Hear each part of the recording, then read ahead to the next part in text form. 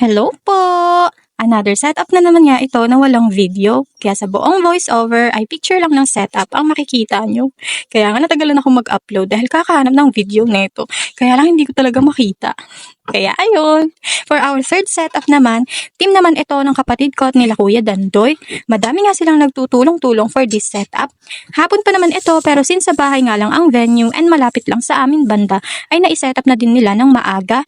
Sakto nga lang ding madami-dami sila in this setup kasi full setup ito with ceiling, entrance, and centerpieces under Ma'am George Event Management. Ito nga yung setup na dinaanan namin ni Papa kauwi galing sa first and second setup namin. Mabilis nga lang din nila itong natapos since madami nga sila. Dan dalawang setup na lang yan after nila dito. And by the way, first birthday celebration nga naman ito in nautical theme. First time ko nga magka-theme ng ganito. Sakto at may mga basic props naman ako. Like ayang manibela ng barko bayan at anchor. Then other designs ay sa backdrop and styro names ko na lang nilagay. Here's the final look na nga po. Ako pa ang may kuha netong final look. Kinuhanan ko nung dinaanan namin dito ni Papa para i-check. And ayun lang naman po. Thank you po and bye-bye!